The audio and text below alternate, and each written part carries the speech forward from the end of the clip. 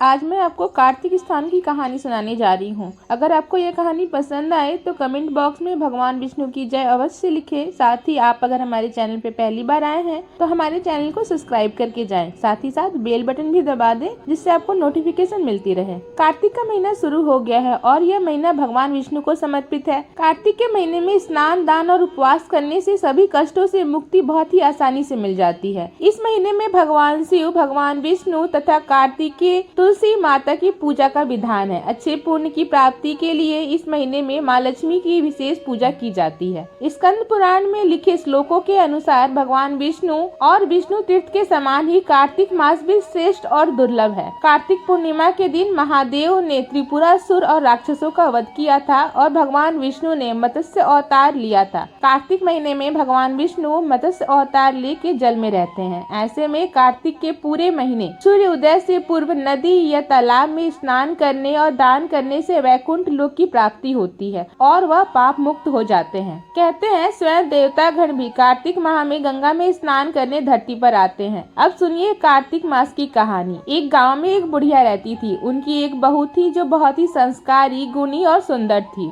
वह बूढ़ी माँ हर कार्तिक महीने में कार्तिक स्नान व पूजा पाठ किया करती थी। एक बार जब कार्तिक का महीना आया तो उस बूढ़ी माँ ने अपनी बहू से कहा, बहू मैं कार्तिक स्नान के लिए जा रही हूँ। अब बहू ने कहा ठीक है माँ जी। फिर कुछ देर बाद बहू ने कहा, माँ जी मैं भी आपके साथ कार्तिक स्नान के लिए जाना चाहती हूँ।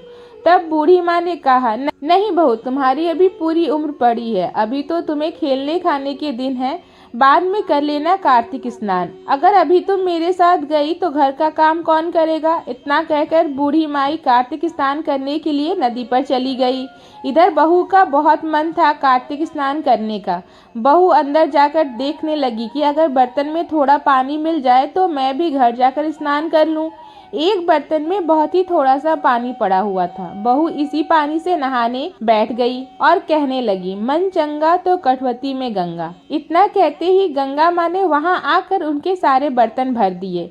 बहू ने खूब स्नान किया। इसी तरह बहू रोज सुबह जल्दी उठती और स्नान करती। एक दिन की बात है, जब बूढ़ी माँ नदी पे स्नान कर रही थी तब उनकी नथ नदी में बह गई। बूढ़ी माँ ने नथ को बहुत ढूंढा लेकिन उनकी नथ कहीं नहीं मिली।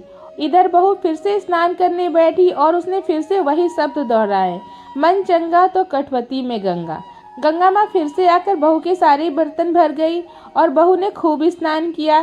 गंगा माँ के पानी के साथ बुढ़िया माँ की जो नथ थी वह भी आ गई थी। जब बहू ने उस नथ को देखा वह उसको पहचान गई।